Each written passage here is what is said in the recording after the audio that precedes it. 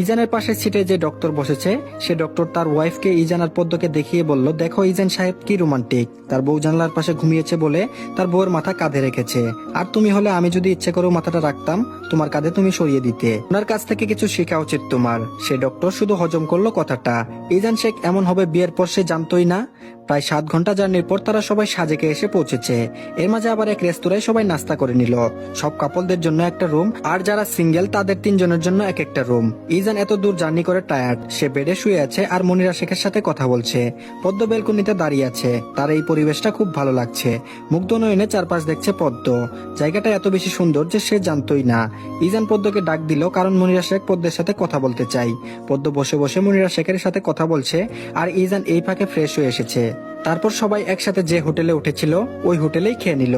ইজান আর পদ্ম রুমে এসেছে মাত্র খাবার খেয়ে। সবাই সন্ধ্যায় ঘুরতে বের হবে কারণ সবাই টায়ার্ড, প্লাস দেরিও হয়ে গিয়েছে লাঞ্চ করতে করতে। ইজান রুমে এসে শুয়ে পড়লো। তারপর বলল, পদ্ম ঘুমাবে না? পদ্ম বলল, না ঘুম আসছে না। ইজান পদ্মকে ধমক দিল কারণ এখন ঘুমাতেই হবে তাকে, কিন্তু পদ্ম রাজি হলো না। তাই পদ্মকে ইশারা করলো তার কাছে যাওয়ার জন্য। পদ্ম গেল না। ইজানের মেজাজ গরম হয়ে গিয়েছে, সে উঠে পদ্মের কাছে গেল। ইজান বলল, এতক্ষণ ডেকেছি গায়ে লাগেনি? মানুষ মনে হয় না আমাকে? ইজান পদ্মের হাত ধরে নিয়ে যাচ্ছিল, তাও পদ্ম যাবে না বলছে। সোজা হয়ে দাঁড়িয়ে রইল। তারপর বলল, বেশি অভদ্র হয়ে যাচ্ছ দিন দিন। তাও পদ্ম এক পাও নড়ল না। ইজান আরো বেশি চটে গিয়েছে। পদ্মকে কুলে করে নিয়ে বেডে শুয়ে দিল। পদ্ম আবারও উঠতে নিলে ইজান পদ্মকে শক্ত করে জড়িয়ে ধরে শুয়ে পড়ল।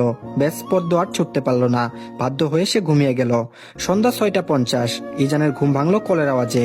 ইজান কলটা সাইলেন্ট করে দিল কারণ তার পাশে মহারানী আরামসে ঘুমাচ্ছে। প্রথমেই ঘুমাবে না বলেছিল, এখন সে নিজেই বেঘরে ঘুমাচ্ছে।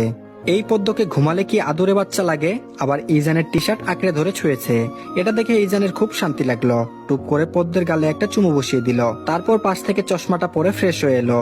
পদ্মকে উঠালো। পদ্ম উঠে তাড়াতাড়ি ফ্রেশ হয়ে এসে আয়নার সামনে রেডি হতে বসলো। পদ্ম তার সে জাতীয় সাজটাই সাজলো। নিজেকে নিজেই আয়নায় দেখে সে লজ্জা পেল। ইজান এতক্ষণ ধরে পদ্মের কাহিনী দেখছিল, তবে লাস্টের সিনটা দেখে না হেসে পারলো না। নিজে নিজে সেজে এখন আবার নিজে নিজেই হাসছে। আয়নায় ইজানকে দেখা যাচ্ছে। পদ্ম ভ্রু কুঁচকে তাকিয়ে আছে ইজানের দিকে। এই লোক এমন করে হাসছে কেন? পদ্ম বলল, হাসছেন কেন আপনি? ইজান উঠে তার টি শার্টটা টেনে নিল। তারপর পদ্মর পিছনে দাঁড়িয়ে বলল, এই যে সেজে আবার লজ্জা পাচ্ছ তাই দেখে আমার হাসি পাচ্ছে। পদ্মের মনটা খারাপ হয়ে গেল। পদ্ম বলল, আমাকে কি ভালো লাগছে না? ইজান পদ্মের সামনে দাঁড়ালো। পদ্মের কোমর খুব হালকাভাবে জড়িয়ে ধরে বলল, পদ্মফুল সাজলেও সুন্দর আর না সাজলেও সুন্দর, তবে আজ অনেক সুন্দর লাগছে তোমাকে। পদ্ম হাসলো। ইজানের বুকে আঁকিবুকি করছে। তারপর বলল, ধন্যবাদ ডাক্তার সাহেব। ইজান পদ্মকে ছেড়ে দিল। অনেক লেট হয়ে গিয়েছে। রায়হান সাহেব বারবার কল দিচ্ছেন। ইজান তড়িঘড়ি করে পদ্মকে নিয়ে রুম থেকে বের হলো। সবাই একদম রেডি হয়ে আছে, শুধু তাদেরই দেরি হয়েছে। তাদের নিচে নামতে দেখে রায়হান সাহেব বললেন, আপনাদের এত দেরি হচ্ছিল কেন? ইজান বলল, ঘুম থেকে উঠতে দেরি হয়ে গিয়েছিল, চলুন আমরা এখন যাই। পাশ থেকে অন্য একটা ডাক্তার বলল, আরে বুঝেন না রায়হান আহমেদ, নতুন নতুন বিয়ে করেছে তাই দেরি হয়েছে, আশা করি আর বুঝাতে হবে না। কথাটা শুনে সবাই একদম হেসে দিল। আর এর মধ্যে পদ্মা লজ্জায় শেষ। কত বড় বড় মানুষজন আছেন, তাদের সামনে এসব কথা শোভা পায় না। যদিও সবাই ফ্রি একদম, তবে পদ্ম যে নতুন নতুন তাই হয়তো তার লজ্জা লাগছে। আর এদিকে সায়না রীতিমতো রাগে ফুঁসছে। এত আদিক্ষেত দেখানোর কি আছে? আজ ওই মেয়ের জায়গায় সে থাকতো, সেও হয়তো এসব লজ্জা পেত, কিন্তু এখন ইজানের পাশে অন্য কেউ দাঁড়িয়ে আছে। উফ, রাগ লাগছে ভীষণ। ইজান পদ্মের হাত ধরে হাঁটছে।